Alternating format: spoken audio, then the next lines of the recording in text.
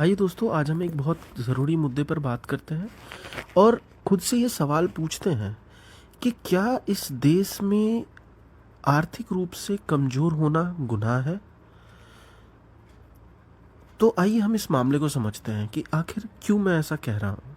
तो जैसा कि आप सब ने न्यूज़ में देखा होगा कि टीसीएस के नासिक ऑफिस में, जो कि एक बीपीओ ऑफिस है, वहाँ पे एक विवाद सामने आया है जहां पे आरोप लगाया गया है कि यौन उत्पीड़न हुई है, कर्मचारियों का शोषण हुआ है, जबरन धन परिवर्तन का आरोप तक लगाया गया है। और कुछ रिपोर्ट्स के अनुसार अगर हम समझें तो ये चीज़ अभी की बात नहीं है, ये घटना अभी की नहीं है, ये कई सालों से हो रही है, लगभग 3-4 सालों से चल रही है। पुलिस इस बारे में क्या कह रही है, इस चीज़ को भी समझते हैं। तो पुलिस ने इस मामले की एफआईआर दर्ज की है, कई आरोपियों को गिरफ्तार किया गया है। पुलिस का कहना है कि पीड़ितों की संख्या बढ़ सकती है। आरोप आखिर है क्या? तो आरोप यह है कि आर्थिक रूप से कमजोर कर्मचारियों को टारगेट किया गया है यहाँ पे, जिन्हें मानसिक और भावनात्मक दबाव में रखा गया है। टीसीएस का क्या कहना है? तो टीसीएस ने कुछ कर्मचारियों को सस्पेंड तो किया है, आंतरिक जांच या इंटरनल इंक्वायरी तक की शुरुआत की है, पुलिस के साथ पूरा सहयोग करने की वो बात कर रहे हैं। पर यहाँ पे कुछ बहुत ज़रूरी सवाल सामने आती हैं कि क्या कंपनियों के अंदर पहले शिकायतों को नज़रअंदाज किया गया? क्या एचआर विभाग के कुछ लोग भी इसमें शामिल थे? क्या आईटी कंपनियों में सुरक्षा व्यवस्था मजबूत है या नहीं है? इन सारे सवालों का हम समझते हैं।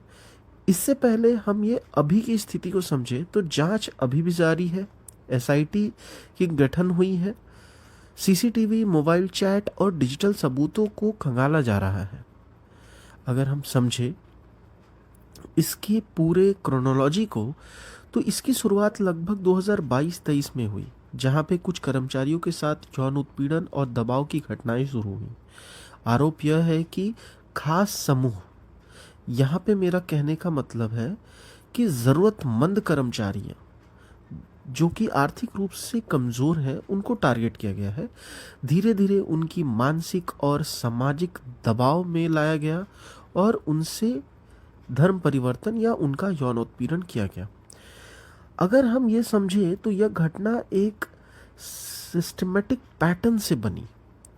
कुछ कर्मचारियों के साथ बार बार दुर्व्यवहार हुआ, कुछ मामलों में धर्म परिवर्तन के लिए दबाव डाला गया, कई पीड़ित डर या नौकरी खोने के डर से चुप रहे। आखिर क्या हो रहा है हमारे देश में? पहली बड़ी शिकायत की शुरुआत 2026 में हुई, एक जो कि यही साल है। एक पीड़ित ने हिम्मत करके औपचारिक शिकायत दर्ज की। इस शिकायत से पूरा मामला सामने आया। अंदरूनी स्तर पर पहले भी शिकायतें हुई थी, लेकिन उन्हें गंभीरता से नहीं लेने का आरोप टीसीएस के ऊपर लगाया गया है। पुलिस ने अप्रैल 2026 में केस दर्ज की, पुलिस ने अपनी जांच शुरू की है और यहाँ पे कई पीड़ित सामने आए हैं। अगर हम गिरफ्तारियों को समझें तो पुलिस ने कुछ आरोपियों को गिरफ्तार किया है। जांच से सामने आया कि मामला सिर्फ एक घटना नहीं बल्कि कई सालों से चल रही है और यह एक संगठित नेटवर्क की तरह चल रही है। डिजिटल सबूतों को खंगाला जा रहा है। टीसीएस ने अपने स्तर पर इंटरनल जांच तो बिठाई है, कुछ कर्मचारियों को सस्पेंड तो किया है, पर टॉप मैनेजमेंट इस केस को क्यों पहले गंभीरता से नहीं ली थी?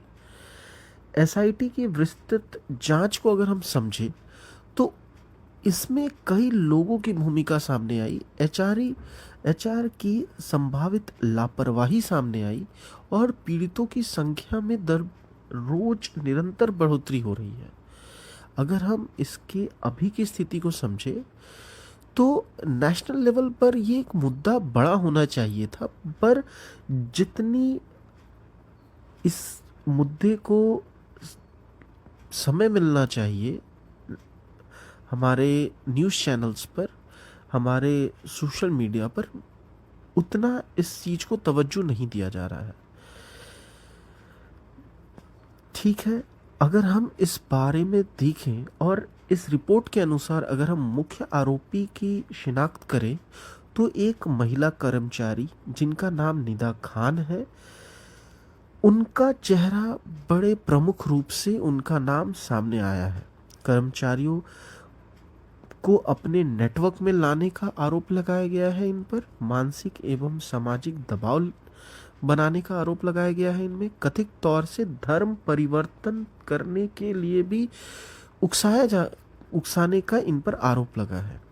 अगर हम अन्य आरोपियों की बात करें तो कुछ पुरुष और महिलाएं सहकर्मी भी शामिल बताई जा रही हैं। आरोप यह है कि एक ग्रुप या नेटवर्क की तरह काम करते थे ये लोग, नए कर्मचारियों को टारगेट करते थे, और वो कर्मचारी गरीब तबके के लोग थे जिनकी जो जीवन है उस जॉब पर बहुत ज़्यादा निर्भर करती थी।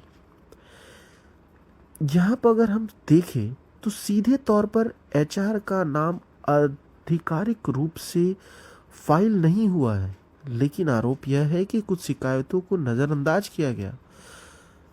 ज़रूरी बात अगर हम देखें तो अभी के लिए आरोप एलिगेशन है, कोर्ट में साबित होनी अभी बाकी है। जैसे जैसे जांच आगे बढ़ेगी और नाम सामने आएंगे और हम इस बारे में और ज़्यादा इस चीज़ को गहराई से समझेंगे, इसके पीछे की साइकोलॉजी को समझेंगे और ये समझेंगे कि क्या आज के ज़माने में जहाँ पर महंगाई, गरीबी इतनी बढ़ गई है, क्या इस चीज़ का लोग बहुत गलत फ़ायदा उठा रहे हैं और आखिर लोग ऐसे दबाव में कैसे आ जा रहे हैं, और हमें इस चीज़ को कैसे बड़ी गंभीरता से लेनी चाहिए और हमारे समाज को बर्बाद होने से हम बचा सकते हैं।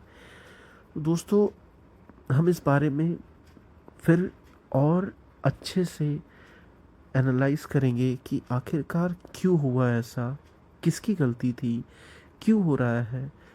बट जो भी हुआ, जो भी ये चीज़ सामने आई, इससे बहुत दुख पहुंचता है ये समझ के कि आज के जीवन में गरीब होना किस कदर शर्मनाक हो चुका है, किस कदर दबाव बनता जा रहा है और लोगों की आवाज़ को दबाया जा रहा है। लोग अपनी बात नहीं रख पा रहे हैं और वो उत्पीड़न का शिकार होते जा रहे हैं।